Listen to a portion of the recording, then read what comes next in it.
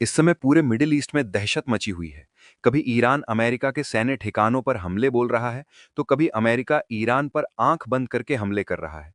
लेकिन इसी बीच परिस्थितियां इस तरीके से बिगड़ चुकी हैं कि इस बात की आशंका होने लगी है कि कहीं तीसरा विश्व युद्ध ना हो जाए, क्योंकि ईरान अब तक करीब 10 देश पर हमला कर चुका है। और इसी बीच सबकी नजरें भारत पर टिकी हुई हैं, क्योंकि भारत की एक बहुत बड़ी सप्लाई मिडिल ईस्ट के देशों में भेजी जाती है, और मिडिल ईस्ट के देशों से एक बड़ी सप्लाई भारत भी आती है। लेकिन हाल ही में भड़कते युद्ध ने ईरान को इस बात पर मजबूर कर दिया है कि वो जहाज को आने जाने से रोक रहा है, और स्ट्रेट ऑफ हॉर्मुज नाम का जो ये पतला सा समुद्री रास्ता है, इसे ब्लॉक करने के आदेश भी अब दे दिए गए हैं। और हैरानी की बात यह है कि जिस रास्ते को ब्लॉक करने का आदेश दिया गया है, इसी रास्ते से जहाज पर लोड होकर भारत का 50% क्रूड ऑयल आता है। और यही नहीं, बल्कि 40 बिलियन से ज्यादा का जो नॉन ऑयल एक्सपोर्ट है भारत का, वो इसी रास्ते पर पूरी तरीके से डिपेंडेंट था। लेकिन अब इस रास्ते से गुजरना मतलब मौत के दरवाजे पर जाना। ऐसे में सवाल ये उठता है कि भारत अब क्या करेगा? क्या भारत के पास कोई दूसरा ऑप्शन भी मौजूद है, या फिर अब भारत के लिए कोई दूसरा रास्ता नहीं बचा है? पूरी डेवलपमेंट क्या है, इस वीडियो में समझते हैं। लेकिन आगे बढ़ने से पहले इस वीडियो को लाइक करके चैनल को सब्सक्राइब जरूर कर लीजिए। सबसे पहले आप इस मैप पर ध्यान दीजिए और ये समझने की कोशिश करिए कि ये हमारा भारत है, और भारत से होते हुए कोई भी शिपमेंट जो मिडिल ईस्ट के देशों की तरफ जाता है, वो इसी पतले रास्ते स्ट्रेट ऑफ हॉर्मुज से होकर गुजरता है। ये ईरान और ओमान के बीच स्थित एक संकरा जलमार्ग है, जो फारस की खाड़ी यानी पर्शियन गल्फ को ओमान की खाड़ी और अरब सागर से जोड़ता है। और जरूरी बात यह है कि इसे दुनिया का सबसे महत्वपूर्ण चौक पॉइंट कहा जाता है, क्योंकि इसकी चौड़ाई भले ही मात्र 330 किलोमीटर ही है, लेकिन आर्थिक रूप से यह जलमार्ग पूरी दुनिया की ऊर्जा की नस है, क्योंकि दुनिया भर में समुद्री मार्ग से होने वाले कुल तेल व्यापार का लगभग 20 से 25% हिस्सा अकेले इसी रास्ते से होकर गुजरता है।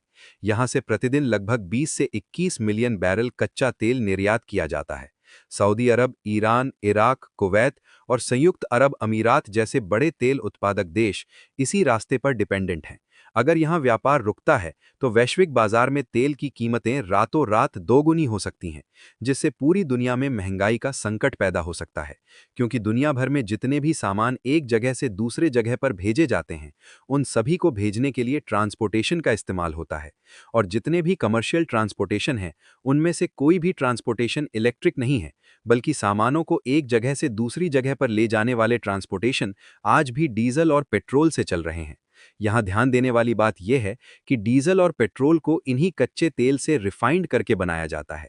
तो अगर कच्चे तेल की सप्लाई डिस्टर्ब होती है, तो डीजल पेट्रोल की कीमत अपने आप आसमान की ऊंचाई छूने लगेगी, जिसके कारण वो सारी चीजें महंगी हो जाएंगी जो ट्रांसपोर्टेशन पर डिपेंडेंट हैं। और सबसे बड़ी बात यह है कि ऐसी कोई चीज है ही नहीं जो ट्रांसपोर्टेशन पर डिपेंडेंट ना हो। फिलहाल इस रास्ते की अहमियत इतने तक ही सीमित नहीं है, बल्कि भारत के लिए स्ट्रेट ऑफ हॉर्मुज का महत्व किसी भी अन्य देश से कहीं अधिक है। भारत अपनी तेल जरूरतों का एक बड़ा हिस्सा खाड़ी देशों से पूरा करता है। हमारे कुल कच्चे तेल के आयात का लगभग 50%, एलएनजी यानी लिक्विड नेचुरल गैस का 54% से अधिक हिस्सा इसी रास्ते से होकर भारतीय बंदरगाहों तक पहुंचता है। कतर से आने वाली गैस और इराक सऊदी से आने वाला तेल इसी रास्ते का इस्तेमाल करते हैं। भारत की ऊर्जा सुरक्षा सीधे तौर पर इस मार्ग की शांति और सुरक्षा से जुड़ी हुई है। इसीलिए भारतीय नौसेना यहां अक्सर ऑपरेशन संकल्प जैसे मिशन चलाती है। लेकिन हाल ही में जिस तरीके से ईरान, इजरायल और अमेरिका के बीच युद्ध भड़क चुका है, ऐसे में पहले से चल रहे किसी भी मिशन की यहां पर अहमियत जीरो हो चुकी है।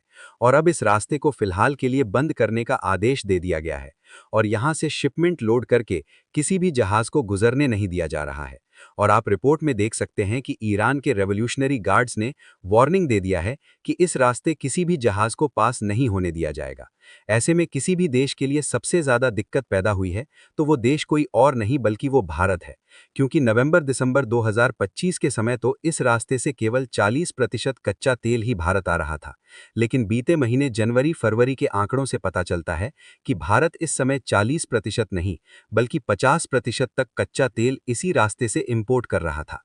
क्योंकि पिछले साल जहां भारत केवल 2 मिलियन बैरल पर डे के हिसाब से कच्चा तेल इंपोर्ट कर रहा था, वहीं इस साल भारत ने इस रास्ते पर अपनी डिपेंडेंसी बढ़ा दी थी, और हर रोज भारत में 2.6 मिलियन बैरल कच्चा तेल आ रहा था। फिलहाल ये तो बात हो गई कच्चे तेल की, जिसे हम इन देशों से भारत में लाते हैं। लेकिन अगर भारत के एक्सपोर्ट की बात करें, तो मामला उतना ही गंभीर है। भारत का लगभग 13% समुद्री निर्यात सीधे इसी रास्ते यानी स्ट्रेट ऑफ हॉर्मोज पर निर्भर करता है, जिसकी कुल वैल्यू करीब $47 बिलियन के आसपास बैठती है। भारत इस रास्ते से खाड़ी देशों में रिफाइंड पेट्रोलियम प्रोडक्ट्स, चावल, गेहूं, मसाले, machinery, chemicals, pharma products, auto parts और जेम्स ज्वेलरी जैसे सामान भेजता है। खासकर यूएई, सऊदी अरब, कतर, ओमान और इराक भारत के बड़े ट्रेड पार्टनर हैं और इन देशों तक सबसे तेज और किफायती समुद्री रास्ता यही स्टेट है। इसलिए अगर ये रास्ता रुकता है तो सिर्फ तेल नहीं बल्कि भारत की पूरी सप्लाई चेन पर सीधा असर पड़ता है। अब अगर टाइमलाइन पर नजर डालें तो ये पहली बार नहीं है जब इस जलमार्ग पर खतरा मंडराया हो। 2019 में ईरान अमेरिका तनाव के दौरान कई ऑयल टैंकरों पर हमले हुए थे, जिसके बाद शिपिंग इंश्योरेंस प्रीमियम अचानक बढ़ गया और भारत समेत कई देशों का ट्रांसपोर्ट कॉस्ट बढ़ गया। फिर 2020 में अमेरिकी एयर स्ट्राइक के बाद हालात इतने तनावपूर्ण हो गए थे कि कई जहाज़ों ने अस्थायी रूप से रूट बदल दिया था, जिससे डिलीवरी टाइम बढ़ा और भारतीय कंपनियों को करोड़ों डॉलर का अतिरिक्त खर्च उठाना पड़ा। यानी हर बार जब भी स्ट्रेट ऑफ हॉर्मुज में तनाव बढ़ा है, भारत का ट्रेड सीधे प्रभावित हुआ है, कभी तेल महंगा होकर तो कभी शिपिंग महंगी होकर। और अब अगर मौजूदा स्थिति को देखें तो खतरा पहले से ज्यादा बड़ा इसलिए है क्योंकि भारत ने पिछले कुछ महीनों में इस रास्ते पर अपनी डिपेंडेंसी बढ़ा दी थी। अगर लंबे समय तक ये रूट बंद रहता है तो भारत को अफ्रीका, रूस या अमेरिका जैसे दूर के सप्लायर्स से तेल लेना पड़ेगा, जिसका मतलब होगा लंबा समुद्री रास्ता, ज्यादा फ्रेट चार्ज और आखिर में आम लोगों के लिए महंगा पेट्रोल डीजल। साथ ही भारत के एक्सपोर्टर्स को भी नुकसान होगा क्योंकि डिलीवरी लेट होने पर इंटरनेशनल कॉन्ट्रैक्ट टूट सकते हैं और विदेशी खरीदार दूसरे देशों की तरफ शिफ्ट हो सकते हैं। लेकिन सवाल यह है कि भारत के पास ऑप्शन क्या है। पहला रास्ता है कि भारत अपने स्ट्रेटेजिक पेट्रोलियम रिजर्व का इस्तेमाल करके कुछ समय तक घरेलू सप्लाई को स्थिर रखे। दूसरा, भारत पहले से ही रूस और अमेरिका से तेल खरीद बढ़ा रहा है, जिसे आगे और डाइवर्सिफाई किया जा सकता है ताकि किसी एक रूट पर निर्भरता कम हो।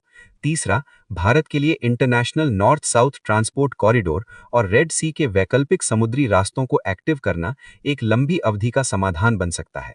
और चौथा, भारतीय नौसेना की मौजूदगी बढ़ाकर व्यापारिक जहाजों की सुरक्षा सुनिश्चित करना भी जरूरी हो जाता है ताकि कम से कम जोखिम में सप्लाई चलती रहे। इसके अलावा भारत के जो एक्सपोर्टर्स हैं, जिन्हें इन देशों में सामान भेजना था, उन्होंने अभी से ही वार्निंग देना शुरू कर दिया है कि शिपमेंट में काफी ज्यादा देरी हो सकती है। यानी कुल मिलाकर भारत भले ही इस युद्ध में इन्वॉल्व नहीं है, लेकिन एक बड़ा नुकसान भारत का भी है। बाकी आपको क्या लगता है कि ऐसी विकट परिस्थिति में भारत को किस तरीके के कदम उठाने की जरूरत है? अपनी राय कमेंट में जरूर बताएं और इस वीडियो को लाइक करके अपने मित्रों तक शेयर जरूर करें ताकि उन्हें भी जानकारी मिल सके। इसी तरह और भी नॉलेजेबल वीडियो देखने के लिए चैनल को सब्सक्राइब करके बेल आइकन को ऑल पर जरूर सेलेक्ट करें। जय श्री राम।